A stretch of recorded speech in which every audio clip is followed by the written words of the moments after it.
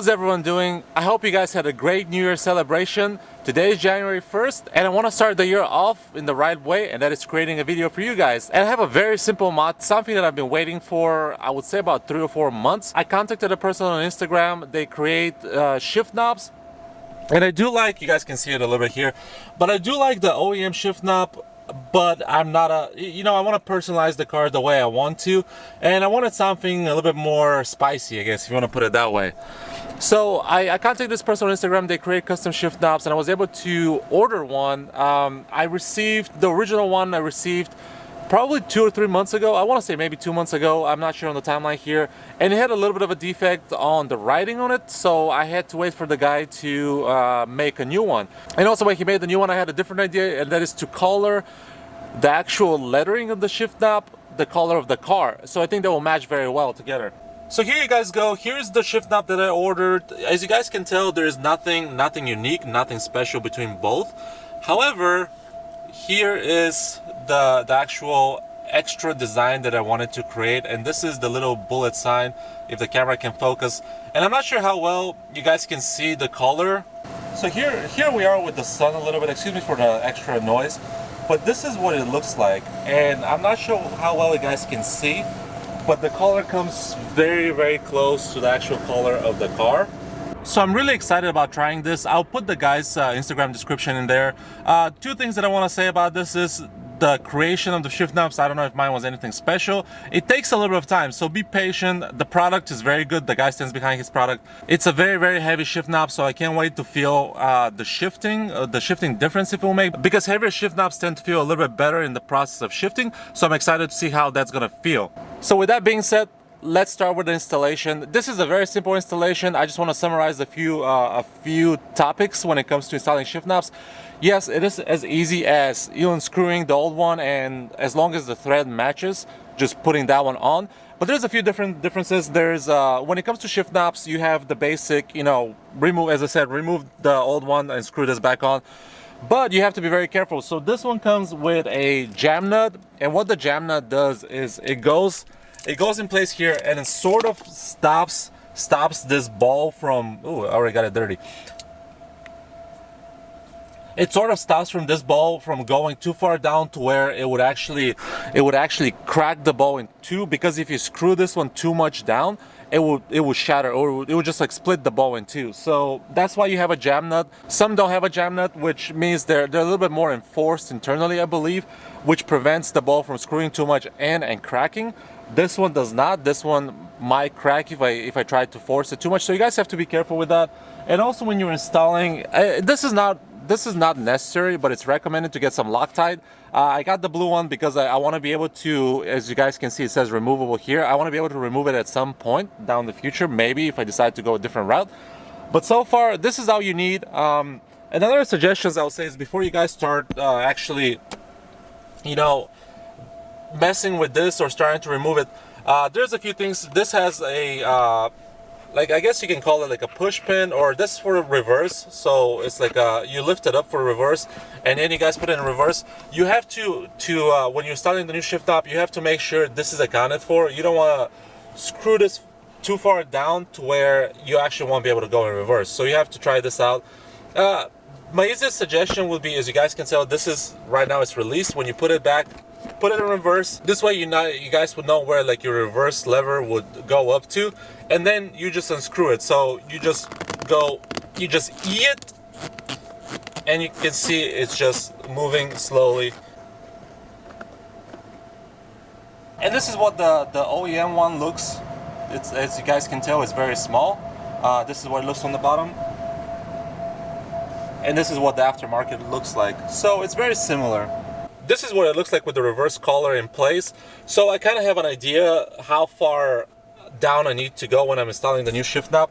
Let me show you a little bit of difference between both. So here you guys go. You can see the difference between both.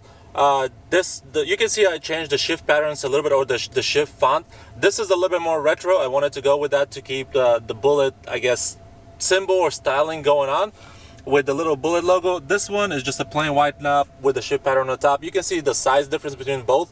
This is not as heavy as this, This I have to put between the grooves right here of the seat so it doesn't roll down, because if you guys can see, if you put it right there, it starts rolling.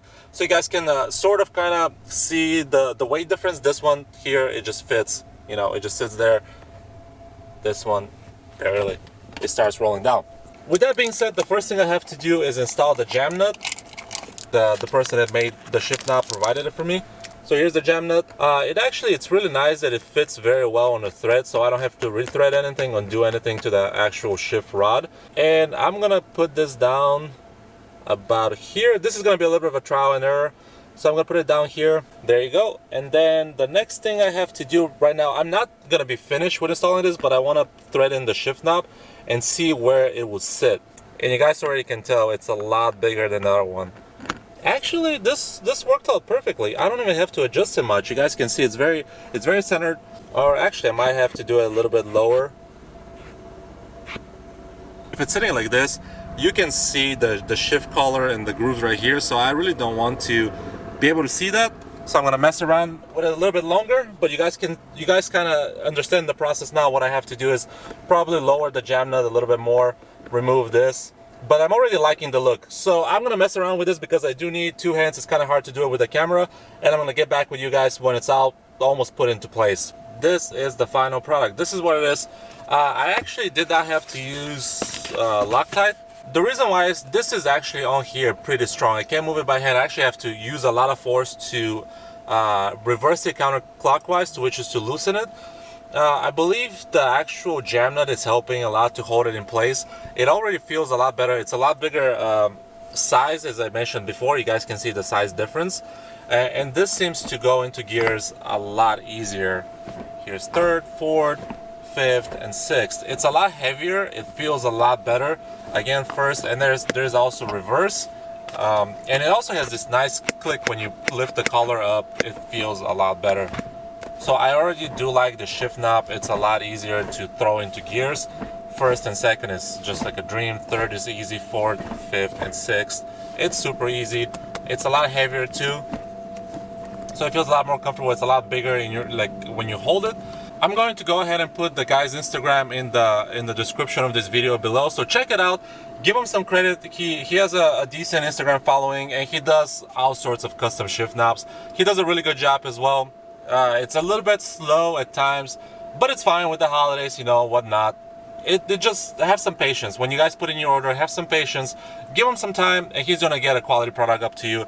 This is really well done. I really love the old retro shifting. Sorry, I really love the old retro style, and I also do like the side, the Bullitt lettering. I do like that, and you guys can tell the color right now. You can see the little green color. I'm really happy with this purchase. It gives a little bit of my style to the Bullitt, a little bit of the classy look to it as well. It's also maybe a little bit of an improvement when it comes to shifting. It's a heavier ball, so it's going to be a little bit better to shift. With any little help or anything like that, I'm all about improving the car a little bit to my taste and my liking, as well as performance-wise.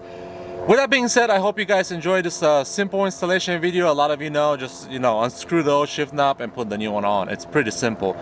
But this has a little bit of a twist with the jam nut. There's not a lot of videos online that provide that explanation with the jam nut and why it's there, what it actually does.